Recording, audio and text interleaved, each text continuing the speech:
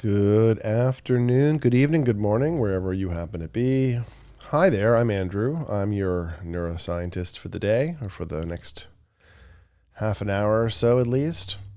So let me push myself off to the left there a little bit. There we go. How are people doing tonight? I see folks are rolling in already. Got a question from Ryan. Hey Ryan, how's it going tonight? Ryan's asking, what is the minimum length to get any effect from a neurofeedback session? Interesting. What's the maximum length of a session I've ever had someone do? And do I ever have people do more than one session a day? All great questions. Let me start by answering those for you, Ryan. And then after that, for folks that are new to the format, what I generally do is set myself up for a neurofeedback session and explain the protocol I'm using a little bit. It often has some bearing on the topic. And tonight, the topic is individualized neurofeedback. Some research that's come out in the past, 6 months at least, a handful of studies that show that you can use metrics in the qEEG to understand more about the individual. And I've even included a couple of papers that show neurofeedback in kind of a poor light.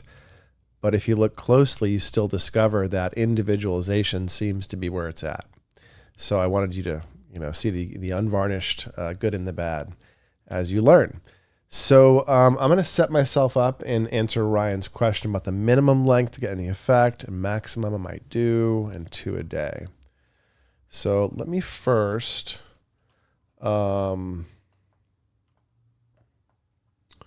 Let me get rid of the title. All right, so I'm going to set myself up, move myself over here for a second. Ignore the fact that I'm looking in the absolute wrong direction. I'm going to select a client, which is myself. I'm going to plan a session. This is eager. We're using eager here. I apologize for how small this is. My screen is really big resolution, and eager has a few small quirks, among them not handling super large resolution 4K monitors really well. So let me change the layout. Right now I have set up for 2 channel. I'm going to go back to, let's see. Do I want to do a 6i? No, I'm going to do a regular 5 trace, which is, okay, so you can see here we have a head plot. I'm going to pick some locations on my head. I'm going to do a C3 minus A1. That's fine. And I'm going to do it at 14.5 hertz, which is important. The reward frequency tends to be pretty important. One of the studies I'm going to talk about tonight shows that you can get a lot of effect if you individualize the theta ranges, which I thought was pretty cool. Let's see, 17 point. You see how it turned pink right there when I typed? That means it's bad syntax. So 7.5, not /5, and now it should correct. It'll also turn pink if there's like a comma or a space. Let's type it in again. I can't tell why. My eyes jewel. 17.5. Okay, there we go. 20, 30, 34 we'll do instead. We will make this a... Now here's a setting. If you work with Peak Brain, which my company does neurofeedback, here's a setting you haven't actually touched very often because we pre-configure it, but I'm going to set my software up to auto threshold every 30 seconds to auto adjust so the computer moves next to where my brain is every 30 seconds. I'm going to set it up so my slow brain waves that I want to bring down, in this case theta, will allow the reward to happen when my brain hangs out at 25% or below of the range that the theta is in. I'll explain that better in a second. 25, 65, 15, 30. That's fine. Okay, so now, and then following that, let's see how long for that one. Let's do 9 minutes. I'm feeling chatty. And then C4A2 is also fine. 12 to 15, I'm going to do 11.75. 11.75. Again, I'm a big fan of tuning the reward frequency. Sort of old school arousal model in neurofeedback. This sort of preceded what we now consider like the infra-low, infra-slow stuff. Before that, the arousal model was really focused on tuning individualized, optimized reward frequencies in beta and SMR ranges more, and alpha ranges as well. All right, so this is probably fine, but the auto goal settings aren't set up yet. So let me set those up quickly. 25, 65, 15, and then 30 seconds. This is boring stuff. I should really know how to make better TV by now and do this ahead of time. Here's a brain I prepared earlier. Anyways, and then how long? Let's do another 9 minutes. All right, so this is a basic manual setup. If you ever wanted to know how to set up a manual EEG session, now you do. That's from the absolute base without loading anything as a preset. So let me go back and see if you have questions while I stick some wires to my head and answer more of Ryan's questions that I haven't gotten to yet. So minimum length for a session of neurofeedback, it can vary a lot. Now, generally, when you think of classic neurofeedback training, we would think like, 6 to 9 minutes for a segment of training is sort of the low end, 5 minutes. And you might not get a subjective effect. You might not get much of a training effect. But there are people for whom you start doing neurofeedback and they feel it right away. It's kind of rare, but it does happen. And I would say that, there's the getting any effect in the training system, the training loop, if you will. And then there's the making change part. I don't know about the making change part in this first part of your question, but the shortest amount of time it takes the brain to start picking up on the neurofeedback is usually just over 5 minutes. You can look at my PhD work that shows the brain has these evoked potentials, these event-related desynchronizations in the frequency range you're rewarding right after the beep or the animation changes, whatever it is. When the reward event happens, the brain has an event-related desynchronization, meaning the event's causing a burst of power in the rewarded brainwave. And that only happens for true neurofeedback and not for sham or placebo neurofeedback. And it happens in the frequency you reward, under the location you reward, and not the opposite side. So it's kind of an interesting and specific effect of neurofeedback happening in real time. And that shows up almost without fail across people in the first 10 minutes. Like within about 5 minutes in, you're seeing that little evoked event happening in the brain. And so that really does mean the learning is happening right away. And so the minimum amount to get a training effect is probably only a few minutes. Most people need sessions that last between 9 minutes and a full half hour for a specific single intervention. As you may know, if you've seen these videos or dug in more, I'll often do multiple sets of things in one protocol, trying to create a little circuit training effect of activating different resources in sequence or getting resources to activate together that might work well together. And so I usually do, either 9 or 12 minute sets of 3 or 2 15-minute sets of 2 protocols to get sort of a roughly a half an hour of training session. But, I might do a long session. A long one for me or for my clients might be 10 minutes of HEG followed by 3 12-minute protocols. And so now we're talking about 45 minutes plus setup time. You're training for pushing an hour. Or I might have somebody do a 30-minute session of alpha-theta neurofeedback followed by a 15-minute session of a beta protocol, an SMR, something like that. Those are long protocols for me, and I would not generally do them that long for most people, and definitely not early on. But I build up to that direction and that length, so to speak, for some people. Let me put some wires on. I'm going to untangle them first, per usual. I'm going to grab 3, 2 ear clips and 1 flat wire.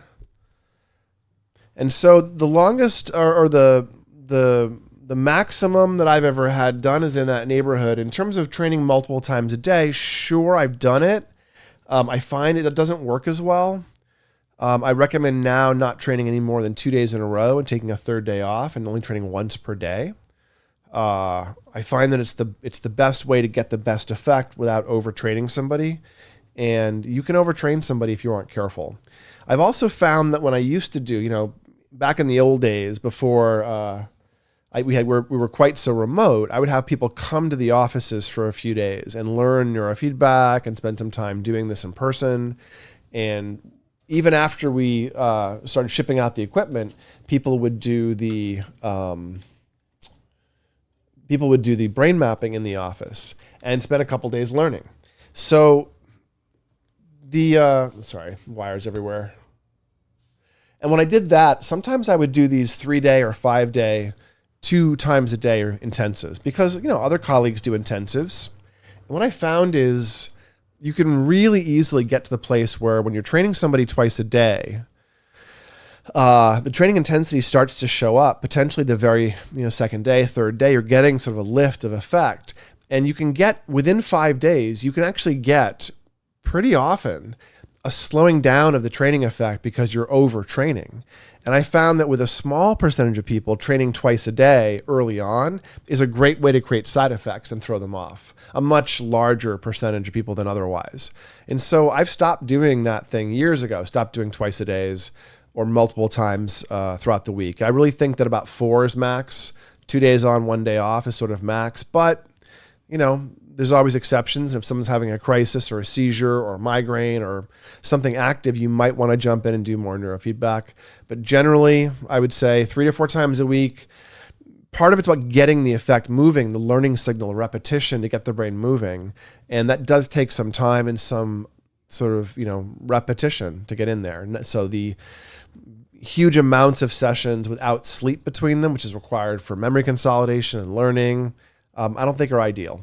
So let's see. Hey, other folks. El Chatterino showing up. Hey, Radar. Hi, guys. How you doing tonight? Updated the OBS window. No, it's the same old OBS window. I just dragged myself off to the right when I was setting up the eager session. So Radar's got some fam going on. That's cool. All right, I'm put some wires in my head, guys, and then we'll talk about some research. I've got 6 or 7 papers. I just placed the window perfectly over the game. That's exactly right. All right, let's see.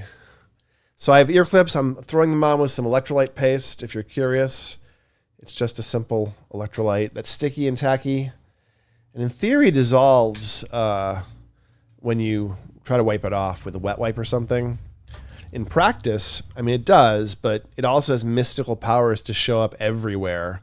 Like if you're a home trainer client, one big important advice is touch paste last. When setting up your neurofeedback, touch paste last. It's the last thing you should do. Otherwise, you'll end up with paste on your hands, your couch, the laptop, the dog, out in the backyard. There'll be paste everywhere. And this stuff has magical, mystical properties to pass through walls and end up in random places. So be careful. It does dissolve with water. That's its weakness. All right, so I got some ear clips on. Tighten this one up a little bit. Cool. All right, so I'm going to plug these things into an EEG amplifier. Whoops. Not that tight. That's good enough, I think. Yeah. So I'm plugging these into an EEG amplifier. Red minus black is one channel, and then green is ground. See, I'm getting some testimonials. Radar is a greeting. So true, Doc. I have paste all over my laptop. Yeah, it's kind of a pain in the butt. All right, left ear is the reference. I'll explain what that means in a second. Right ear is the ground. And then we want to do C3 to start off.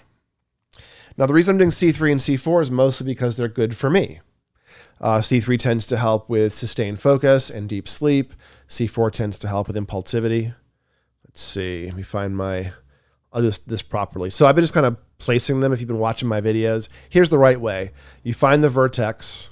You go no further forward, at least my style, no further forward than the crease of the front of the ear. That's CZ. You go up 1 inch from the edge, and that's T3. Halfway between these two is going to be C3. So there's my C3. I'll do it by touch.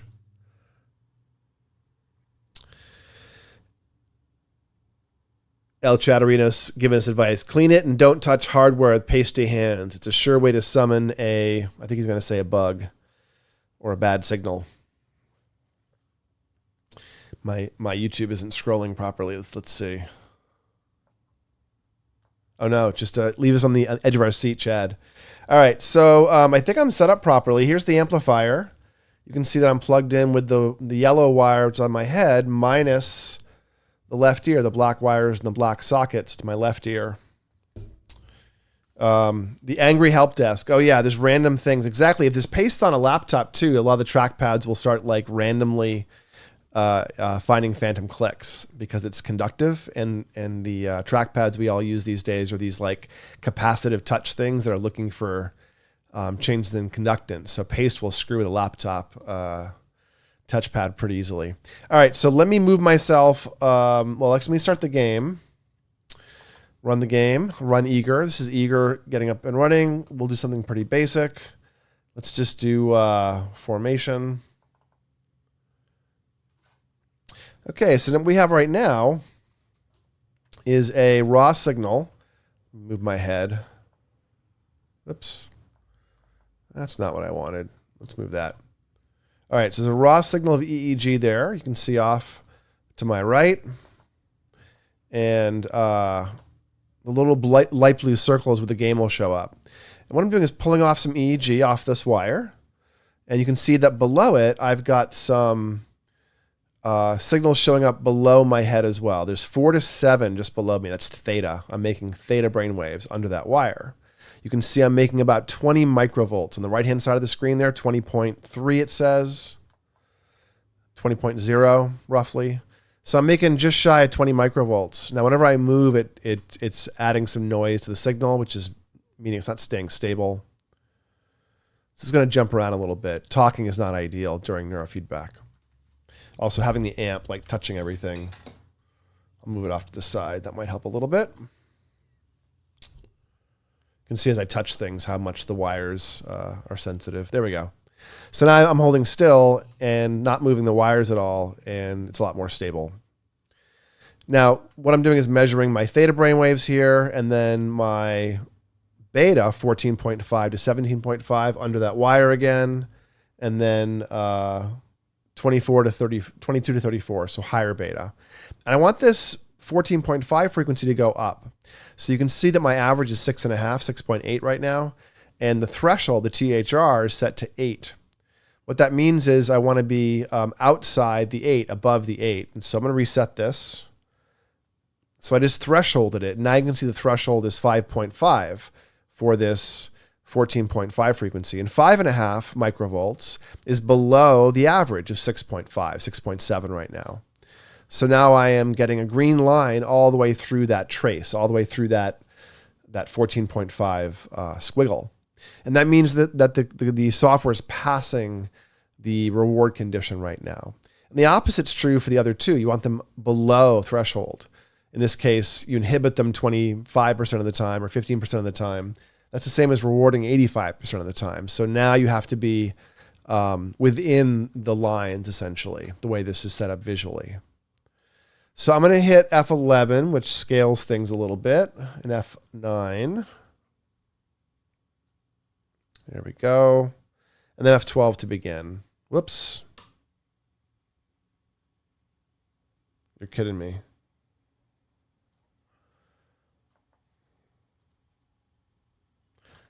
Huh. I am not sure I am still streaming. Somebody give me a live check, because I just briefly put the computer to sleep and then it came back up. Looks like it's running. Let me actually hit F5 this time. All right, so we are running. I still see some live YouTube people. I think I'm still live. That was silly. Sorry. Apparently there's a keyboard button. Thanks, El Chad. There's a keyboard button that briefly turns the computer to sleep. So you may have seen that happen. So what I'm doing is training. I'm measuring my brain in real time. And when the theta or the high beta go down and the regular beta goes up or stays up, then all three bands are in range, and that allows this game to pass. It allows that game to go by. You can still see I'm adding a lot of noise by moving in the raw signal. See, that's my movement. Here's some jaw tension, some muscle tension creeping in. So you can see that you have to sit somewhat still, but it doesn't really matter if you're perfectly still. Thanks for the confirmation, Radar. Thanks. So I wanted to talk a little bit about individualization. And there's a couple cool things that I came across. I have some notes here. Let me pull them up. So you've heard me talk about, I'm sure, why personalizing neurofeedback is so important. And I thought there were some interesting ways we could dig into how we can think about that. There's a couple studies that look at personalization from the lens of getting the best neurofeedback. There's a couple that are looking at sort of a diagnostic approach, and there's a couple that are looking at a predictive approach as well. So there's a study I think it was in Frontiers in Human Neuroscience, and this February by Santa Maria Vasquez and colleagues in Spain and Mexico. And they did a combination of respiratory biofeedback. My interpretation was it was akin to HRV, EEG neurofeedback, and median nerve stimulation, which I thought was kind of interesting. And they did it with 60 kids with ADHD, and they found that they got frontal-theta power increases with symptom reduction. And the median nerve stimulation group had the highest, so to speak, response that way. So if they had a median nerve response, they had the highest theta, they had the highest attention changes. It was interesting. It was a frontal-theta change, not a central-theta change like you'll see typically in most literature. And they had follow-up effects measured at 1 month that were still stable. So, it was sort of an interesting finding. One of the really important pieces is the respiratory biofeedback was individualized for every participant. So they did breathing baselines and checked basic metrics and then individualized the practice to the person. So I thought that was really, really important. They also did, just like I'm doing here, a 30-second moving window adaptive threshold. I do believe that is among the best ways to train, is not with static thresholds or hyper adaptive. There are systems out there that will threshold thousands of times a second adaptively to catch what they call flutter. I think that's actually not the best way to encourage learning, and sort of a sweet spot between not adjusting at all and not adjusting too often seems to be the best to create learning effects. And so that's why I'm doing a 30-second. But this recent study was also a 30-second auto thresholding, and it works pretty well. Let's see. So essentially, the big takeaway here was the personalization between the vagus nerves, the median nerve stimulation, the neurofeedback, and the biofeedback breathing all being tailored to the individuals. They got better effects than many studies show. Now, of course, this is also multimodal, and it's not saying that it's just neurofeedback in this case. But I thought it was a nice study. You can go ahead and read it at your leisure if you like. The link is in the show notes down below. So another study I came across in the past few weeks was one that talked about AI brain analysis of ADHD signatures in the EEG. And this was EEG spectrograms, sort of like qEEG, where they applied deep learning techniques and they used a gender or sex distinction and some age metrics, and it was kind of like what we do in qEEG, but it had a little bit of a pure machine learning. They called it, a ResNet 18 convolutional neural network. So a CNN, a convolutional neural network, is sort of a learning algorithm that'll follow the shapes of information it finds. And so they use this group of algorithms, group of equations, to sort of sniff out patterns in ADHD to classify, and they think they found a diagnostic test that can read the fingerprints, if you will, of ADHD. And they found regions in frontopolar regions, which are these tips here, the tips of the frontal lobe, the pole. They found parietal and occipital associated with ADHD. So a lot of the classic wisdom in neurofeedback is that it's more of a central phenomena, central cortex, which is really the frontal lobe itself, just the posterior part of it. And instead, this research really ties into the network nature, the more distal areas that are not tied in the same way to the central cortex. So I thought that was really fascinating.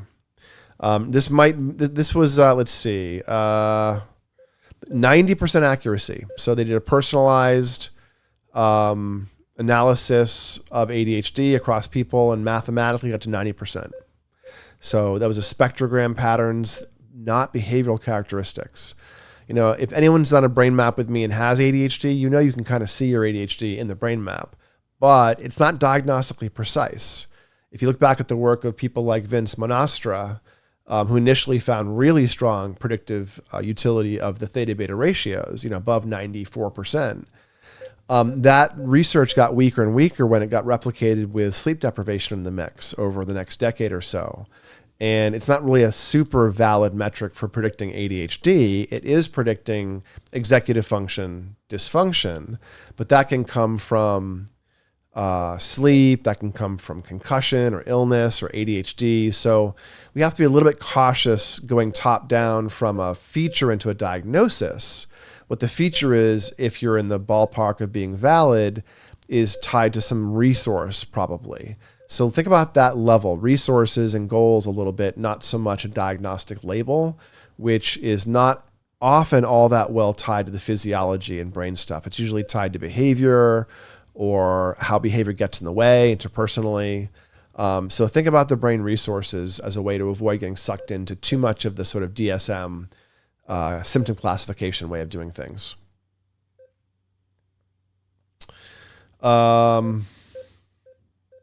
I missed a question. Radar is asking, how would I go about reducing frontal hyperarousal or hypo? Hyper meaning too much arousal? Depends where. You would probably not want to dampen the left front of the brain. But if the right front is hyperaroused, you would just target and inhibit probably. If the front midline is hyperaroused, you would do the same thing, but you'd have to bring in the proper alpha frequencies at the same time, or you're likely to crash someone's focus and maybe their self-control a little bit. Let me know, Radar, if I didn't understand the question and reframe it. And I'm happy to answer it again. El Chad saying they're using transients with that. I'm not sure.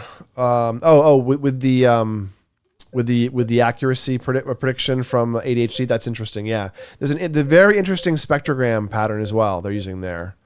And Radar is saying it's predictive, but some people just have a transient ADHD due to sleep depth. Yeah, but you wouldn't classify it as ADHD, Radar. That's what I'm saying. Like if someone's got the impulsivity, the inattentiveness, the problem starting projects, finishing things, etc., it might be ADHD.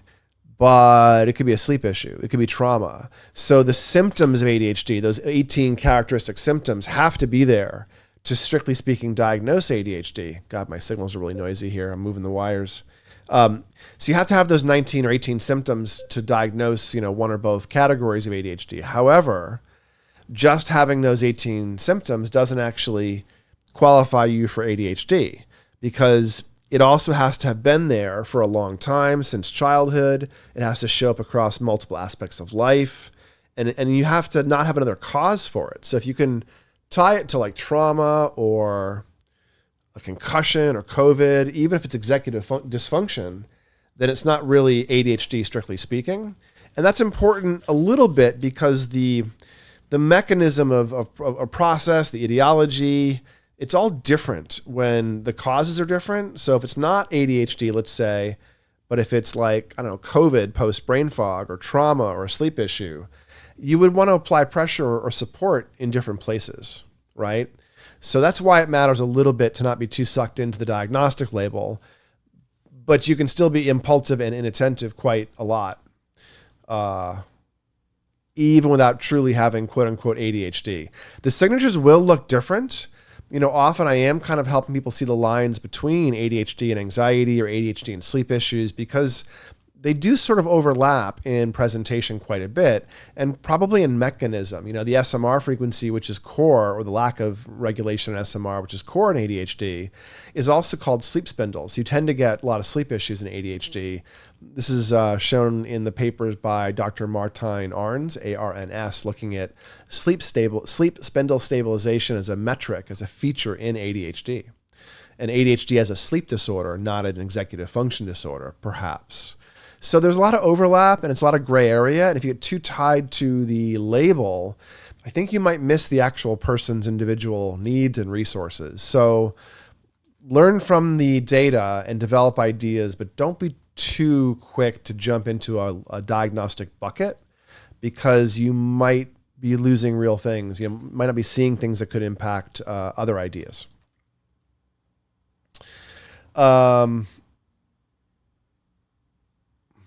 Oh, Radar, I didn't see that question. Sorry. I don't think you answered my question as to whether you're going to Suisun. No, probably not this year. A little bit busy. Maybe next year if Jay does it again. We'll see.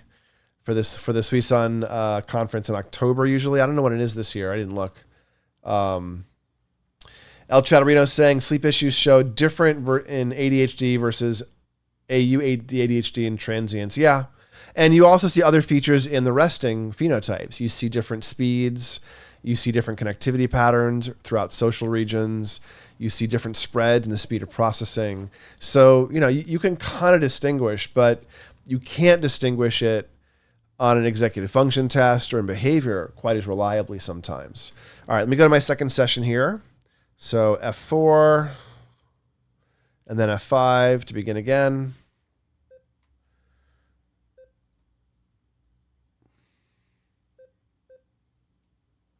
There we go.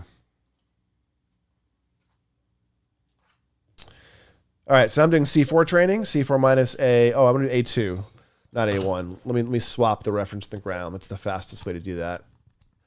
So I swapped the black and the green wires, and what that did was it made it a C4 minus A2. So I'm measuring the right hemisphere much more specifically, but getting less of a signal to measure as well. And EEG is pretty sophisticated. It's good enough to catch up with that rather abrupt change of signal. You can see it just kind of caught the average, and now it's dropping back down as the noise drops out of the signal as well. All right, other questions? TBI as well, stand apart. Yeah, exactly. You can see the difference. TBIs, trauma, ADHD, but they do look really similar from the outside sometimes. So the fact that this model, this machine learning model that took all these kids out of the classroom and did a screening and got to 90%, that's good. That's interesting. But like Dr. Monastra was above that before the sleep stuff crept in. So, I'm interested in it, but I think we aren't quite there yet in doing sort of automated diagnostics. There's another couple of studies looking at, let me see, I'm going to skip around a little bit. Let's see. So there was a study. I have two review articles in this list of studies I'm going over. And one of them was looking at healthy adults, because people often ask me, you work with peak performers. What's the deal with healthy brains? What's a peak performer brain? How do you get effects in peak performers? How is it different? And the short answer is it's not that different. You optimize a brain and people soar generally. And peak performance is a lot about sustaining good performance with resilience over time. So you don't necessarily need the fastest reaction time, the fastest speed of processing. You just need to be fast. You also need to be well controlled and resilient and have good sustaining of those attention resources. Often that's where I'm going when it comes to healthy people who are working on their brain. Often, I guess a dirty little secret of healthy adults when they come in to look for, just to optimize, most adults that have difficulty in their brain or have a brain map, even if there's no difficulty and they're just trying to do it to like check things out, you'll see stuff. You'll see anxiety, you'll see executive function, speed of processing, sensory things, social things. And when you ask the person about them, they're usually real. So even somebody without any quote unquote problems that are in the way will often have resources that they would like to improve because they can feel the sort of stress or, pinch in that resource. And everyone's, experience of performance and joy and suffering is really unique to them. And so again, this is why it's important not to be too tied to the diagnostic label, because people are really weird and you don't want to judge someone's experience as problematic or judge their brain as, good or bad off of qEEG. This is different, and then use those resource quirks as a way to help understand what's going on for them and as a way to support them. So this is why qEEG often fails that diagnostic test. That's why maybe it hasn't caught on over 50 years plus of its use, is because it's informative, but it always falls just short of diagnostically valid usually. So there was a couple of review articles I wanted to cover. One talked about these healthy adults, and it had several studies in the review study, and it was a pretty small number, about 20 studies. And they found that only about 1 in 6 had impacts. So like one of the studies, or across many studies, it was about a 15% impact rate, which is super low. In neurofeedback, we often think of it like 85, 90% or above. So I dug into what was going on there, and it looked like that there was a little bit of an effect here, and then another little study with an effect there, and then another study with an effect here. But when you pulled back to 20 studies, there was, a really weak effect. If you sort the studies out and look at the ones that looked at individualized frequencies, suddenly just those studies show effects. So the studies that don't have impacts on even healthy people are the ones where you don't individualize. So this is not about tailoring to problems, it's about tailoring to the person and to their brain, to their goals. When you do that, you seem to get effects, even in this really, really weak study. So it's a disappointing reality check, but in spite of all that, if you look carefully, there's a nugget in there that actually shows effects in spite of this, lack of effects in other studies. I think that's really important. All right, back to talking about some diagnostics. There was a component, you'll appreciate this, El Chatarino. There's a component in the EEG which is measured, it's called aperiodic, so it's a little transient basically. And there was a study looking at older adults with higher education versus lower education, and they found that they had a higher exponent of this particular transient. They basically had high education, higher exponent predicted slower processing speed and less working memory. Got it. So there's this aperiodic component of the EEG power spectrum, this little non-synchronous transient that shows up. And the likelihood, the degree to which you have this in your EEG correlates with the degree to which your working memory slows down. So this is the kind of thing, you can look at transients and see this in the EEG. You can also look at a resting qEEG and look at someone's spread of alpha throughout one hemisphere, and you would know that you're getting an aperiodic transient in alpha in the ongoing EEG, an alpha that's sort of drifting across frequencies or across sites, basically, not staying synchronous. So this is 179 elders, 179 healthy adults. And the education, this is the other important part I thought was interesting.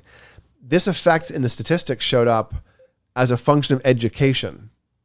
So the education seemed to also have an impact. So the same brain signal that helps, basically increased aperiodic, increased asynchronous EEG, bursts of it, when you're not as well educated, seem to show faster working memory. When you are heavily educated, reduced working memory. So that was a head scratcher, no pun intended. I thought that those of you who really focus on transients would want to unpack that a little bit with me. So why don't you dig into that paper? The aperiodic component of EEG power spectrum and cognitive performance are modulated by education in aging. Check that out. Maybe next week we'll talk more about it. All right, some more questions here. The shortcomings of pen and paper tests for ADHD. Yep. Radar is asking, can your theta beta ratio be too low? Like too much beta and too little theta? Absolutely. It doesn't usually happen, but it can. And people are miserable when that happens. And it's a hard thing sometimes to help someone get their brain out of. El Chatarino's asking, what was beta doing in between them? I'm not sure what you mean, Chad. For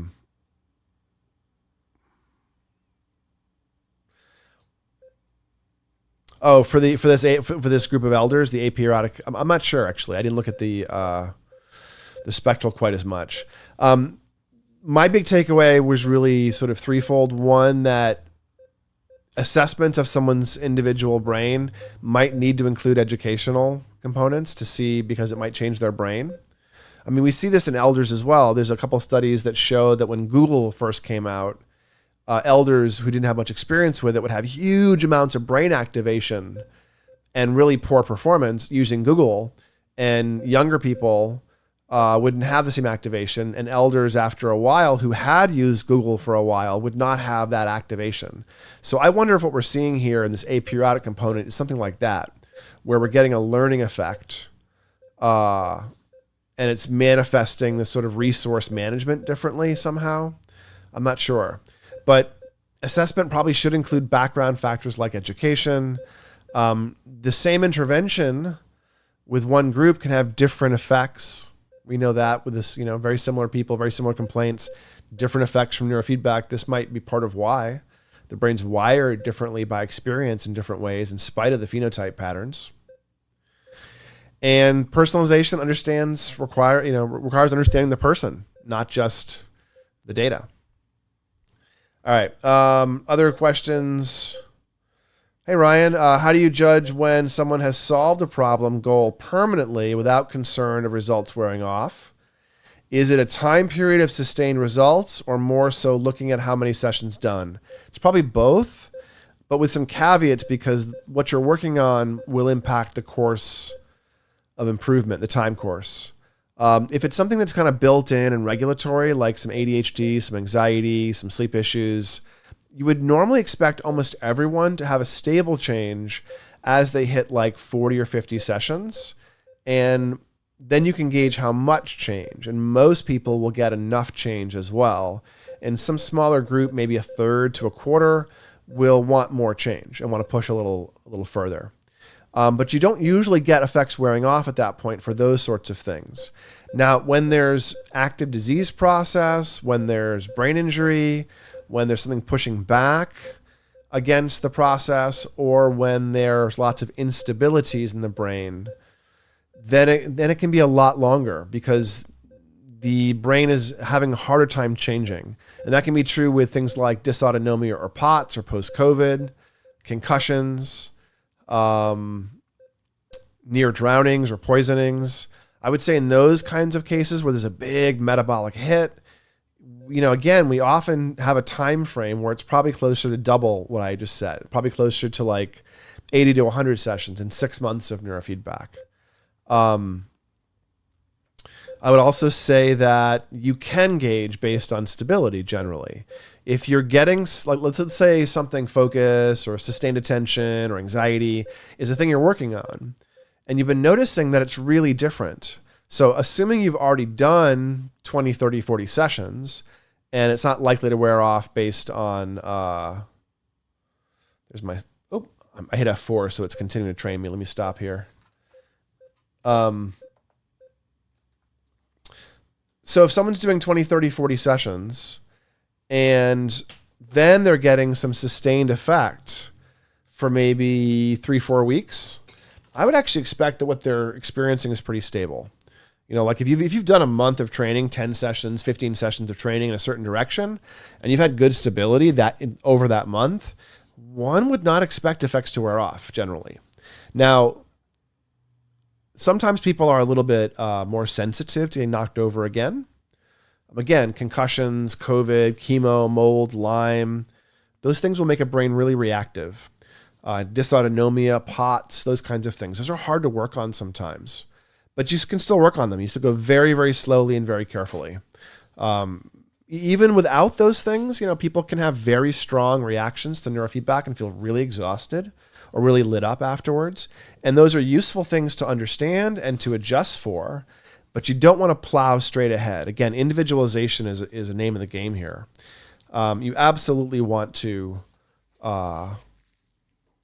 jump in to reacting to someone's individual experiences, training in a way that feels like they are getting what they're looking for out of it. And then if that's happening, if the phenomena you're steering are moving in the right direction subjectively in a fairly obvious way, that is actually enough. That is all you need in neurofeedback. Now, I like to use brain maps. I think they're really important. I take lots of, day-to-day results. But if all somebody told me was warmer, colder, Marco Polo, I'm feeling better or worse on goal A, goal B, and goal C, and I was doing it totally blind, the effects wouldn't be that much worse than what I do now. Because a lot of it is steering phenomena and not trying to sort of own the phenomena for people so that they their experience is obviously more important than mine. So there's a lot of that has to be sort of accommodated when you're working with one individual is, what are their goals? How far away are they? I will also say, Ryan, often on a brain map and a qEEG, you can somewhat reliably count on making about a standard deviation or a Z-score of change every 25 or 30 sessions. So when you have that kind of landscape and you're getting effects subjectively, and then you go back and look at the data and see that change, those are really stable changes eventually. And again, I would say 40, 50 sessions is pretty stable for most things. If you got metabolic stuff going on, double that before you may really trust that it's changed. But here's the thing, you also don't need to do it all at once. It's learning, not muscle building. So if you feel really good at 3 months of training, like 40 sessions or 50 sessions, that's a great time to stop and see how stable it is. And then if it wanes, you can jump right back in, it picks right back up, and you get some support. Other people will do things differently sometimes and ramp up the intensity of their life a few months in. And then you can see a fatiguing process sometimes, or the brain, you'll suddenly see sometimes where stress is happening. Someone trains all summer and shows improvements in executive function, and then goes to college and they still have the attention that's decent, but their sleep is really off because they didn't think to, manage their sleep habits. So people's brains are often complex and not perfect, but you would expect stability sooner or later in these resources. Yeah. All right, let's see. El Chatarino's agreeing that definitely we should add in that check to education and experience when doing history. Yeah. I wonder if education modified how high alpha or SMR function a bit due to use. I would assume that you have some change there, but I don't know what it is. And, we do see a correlation between alpha speed, which would be in the more highly correlated in the fast alpha, with IQ, with intelligence. The speed of processing highly correlates with the old school whisk and waste full scale IQs. So, meaning that they're largely picking up speed of processing and working memory. And now we know the third one is implicit learning. But speed of processing is measurable. And you're right. We might have a confirmation thing happening where the education creates a faster speed of processing, which is then picked up as a measure for IQ, because IQ is culturally bound. And if you're more highly educated, you're brought more into that game, so to speak. So I think there may be something there.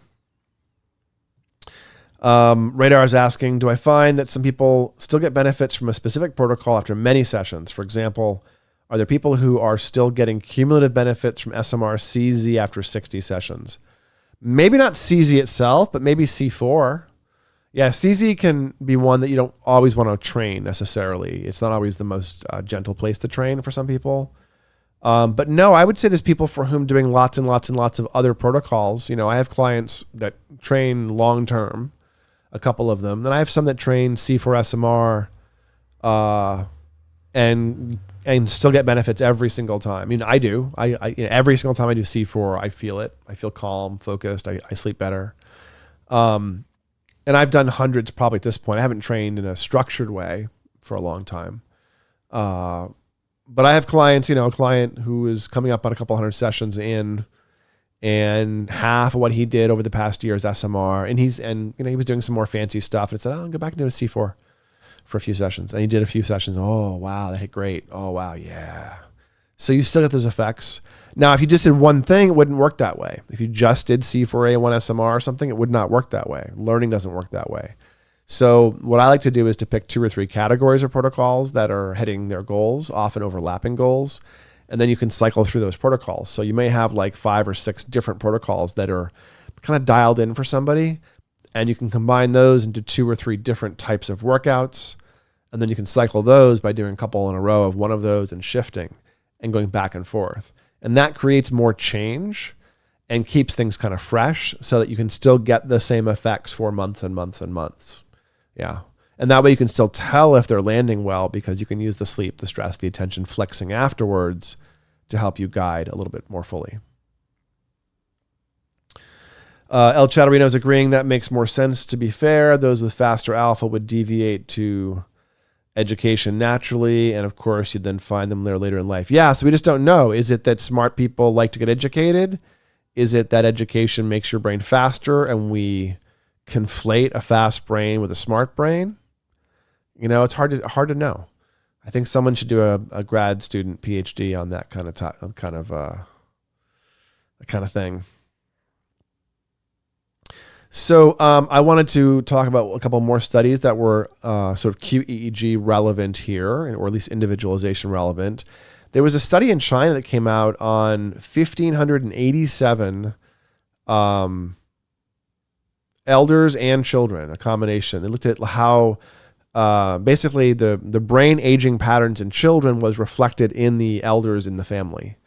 And they found that the same brain aging patterns that predict more brain aging in kids predicted better brain aging in children. So this is another example of that antagonistic pleiotropy stuff we talked about a few weeks ago, where some features in the brain seem to be adaptive and then also also hurt in other cases. And so this seems to be one of them, where the age reversal, this reversal of feature, where the feature was predicting better function early in life and worse function later in life. Radar Ashwood's asking, does elevated frontal midline theta just mean theta at FZ? It does. Yeah. FMT. It's often considered a special flavor of theta, FMT, frontal midline theta. And there's maybe more than one thing happening there. Like what you can see a blob of theta at FZ, but there's probably more than one. If you have lots of dysregulation, there's more than one theta rhythm happening at FZ. And they may overlap in frequency ranges. Check out the work of Scott McCaig's group at UCSD, looking at how you can use ICA to distinguish front midline theta subvariants, basically. Kind of cool work, but he showed that there's functionally distinct FMT variants within one person sometimes. So yes, it means the front midline is a bit disinhibited, but that's kind of a vague statement, and it can mean lots of different things. It often means, if you see it on a brain map, if it's big enough to show up on a brain map, it probably means somebody has songs in their head or is biting their nails or something, has some sort of tick that's going on, a little behavioral tick. It's very, very common. It's one of my stupid human tricks is to predict things people wouldn't expect off the brain map. So I'm like, oh, songs in your head all the time. Oh my gosh, yes. So usually front midline theta will produce that, or some sort of tick, often nail biting is a very common one. So that's what FMT, front midline theta, is. Okay, just a couple more.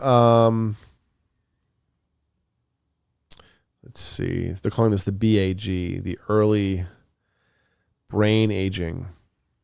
Faster brain aging in kids equals cognitive advancement. Oh, I'm sorry. I misunderstood. This is a measurement of aging across time. And if you're a child, aging more rapidly will produce a better cognitive status prediction. But if you're an elder, aging more developing more rapidly is worse. That's kind of obvious, actually. I sort of missed that initially. I thought they were talking about the same individual family groups. I think I'm conflating this with an earlier study that I read, also in China, where they looked at the cohort effect of children and their grandparents across aging features. This is probably the same group during the study. I'll have to dig out and figure out which it is. I'll get back to this next week on aging for you, probably the week after. Here's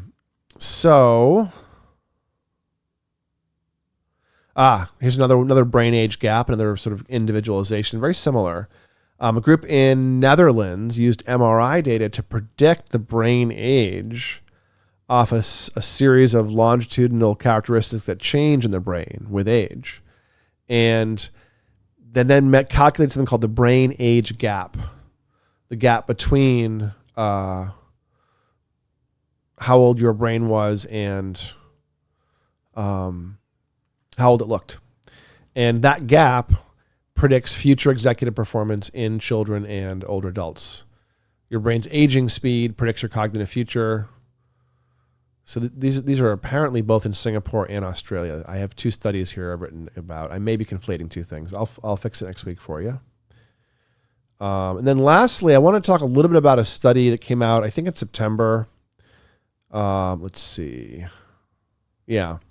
So there was a study out with, it was a review article of 18 papers, and people have been quoting it all over the place on the internet saying, this says that Neurofeedback doesn't work for ADHD, except that's not really what the paper says. The paper says that if you actually look at standard protocols as used in clinics, you get effects that are as good as medication.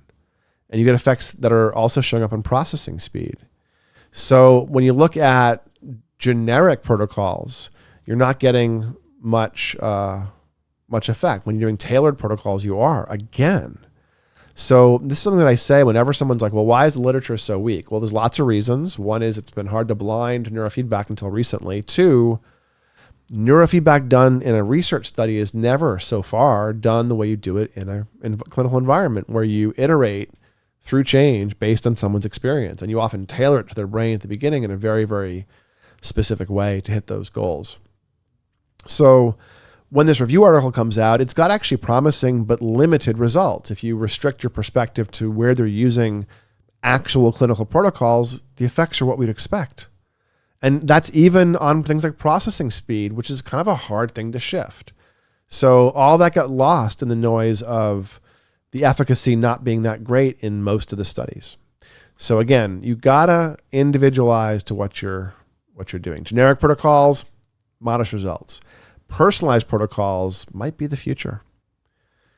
So on these studies, on that one particular, on that metadata study, neurofeedback does seem to compete successfully with medication, but imagine how much better it could be if you're individualizing it.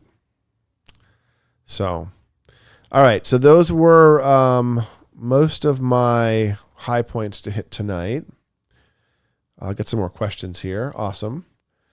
Hey, Frank. Frank's asking, can I talk briefly about alpha peak speed? Sure.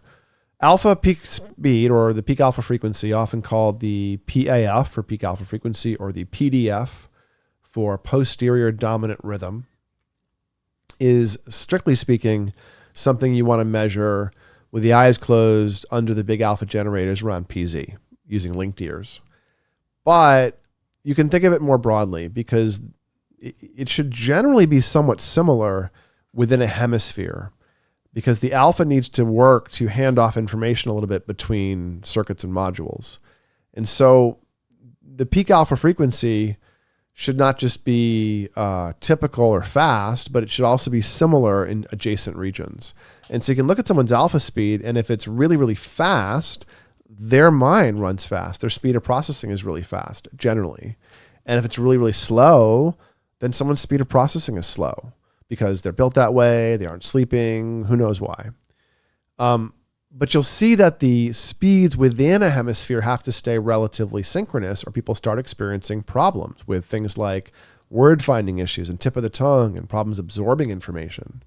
And that's really about loading things into your working memory and into your awareness, really between parts of the brain. And so you can look at the raw speed, and if you have a fast alpha, you're probably kind of smart. You might be a little bit anxious.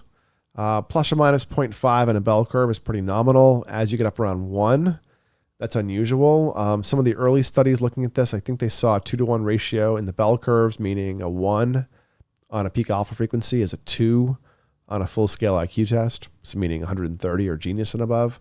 So, fast brains are smart generally, but if you have a brain that's running at 1 a bunch of places and -1 a bunch of other places, you're not able to use that power. Now you're a sports car driving around with the handbrake engaged, So it's important to take it in context. It'll also fluctuate. If you fast, it'll dip a little bit. And then it goes up fast. And then it goes up into, and then it accelerates. It has faster speeds when you fast.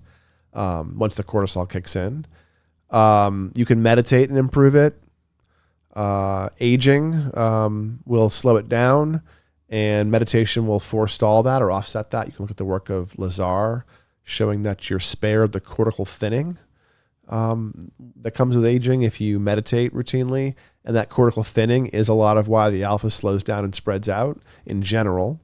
And so does fatigue. Lack of deep sleep will really tank it rapidly too. So, yeah, Frank, spread is the important thing. So look within one hemisphere and look at the peak alpha frequencies. Usually left hemisphere is better to look at because most humans are dominant in language, like 95, 98%. It's really high. and even if you're not dominant on the left hemisphere for language, you probably still have some left hemisphere language.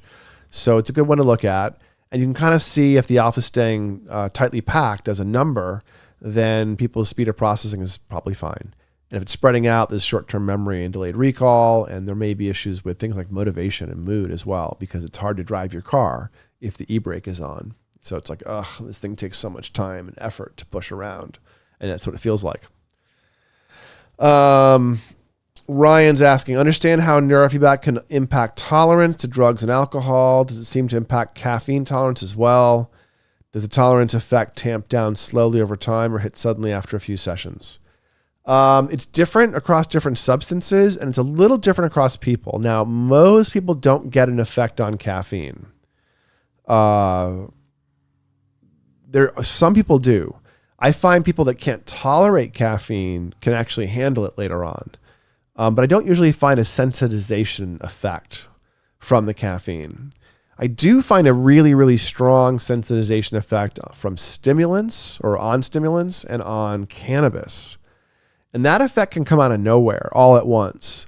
Like 2-3 weeks in, 10, 15 sessions in, someone has an Adderall or smokes some weed and is like, oh my God, this is way, way, way too much. And the drug feels like it hits 2 or 3 times harder than it should. And people notice that. And they got to kind of be aware of that if you're doing neurofeedback, that stimulants and cannabis will both get really potentiated for a lot of people. Other drugs, not so much. I mean, you will get some resistance to intoxication from alcohol a little bit for some people, but generally not quite as much. If it's caffeine, probably slowly. If that happens, again, that's less common.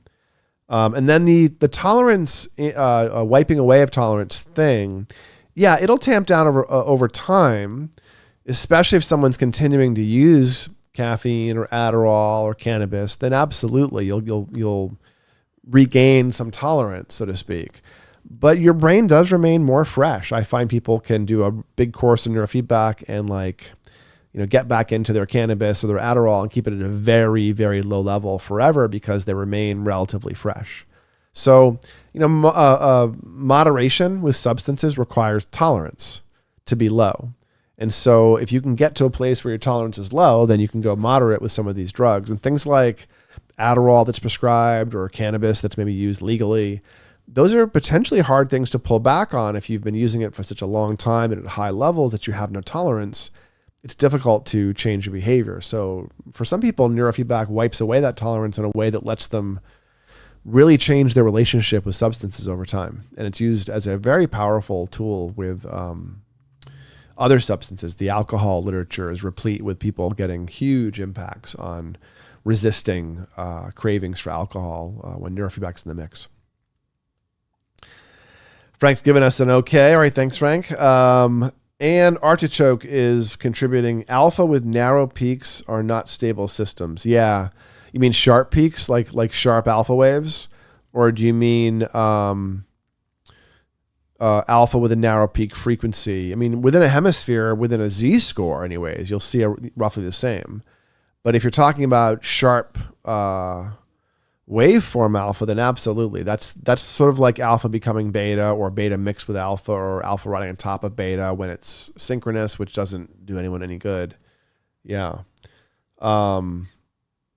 You also don't want alpha to be necessarily synchronous. So you can have alpha peaks that are, you have a peak alpha frequency that's the same in a hemisphere. But you would still have coherence that's not hypercoherent. So that would be a healthy alpha. It's not hypercoherent, but does have a relatively similar alpha frequency within the hemisphere. Then you're able to use it, I think, in a flexible way.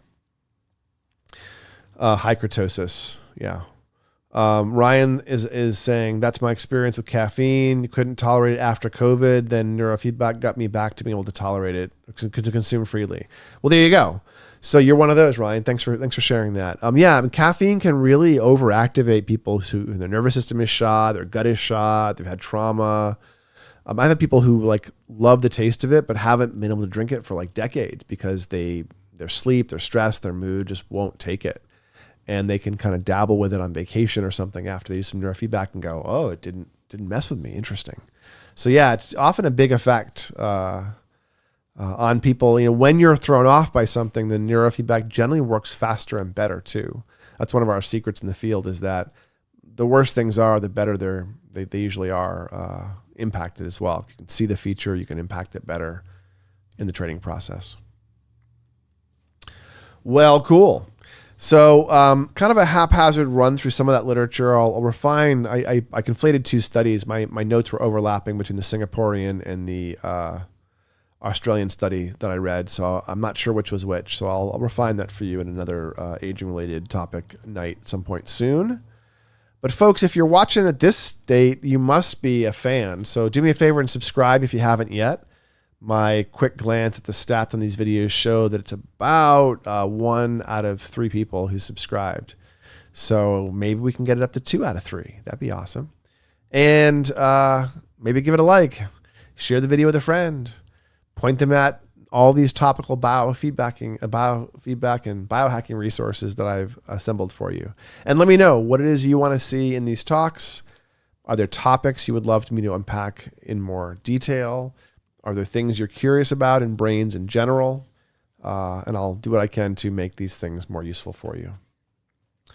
So folks, if you don't have any more questions, we can break for the night. But if you do sneak them in, I'll give you another 15, 20 seconds to see if the lag in our chat lets you sneak a question in. And if not, I'll get it to you next time. But until next time, I hope you're doing well, taking good care of those brains and taking good care of each other. And I'll talk to you soon.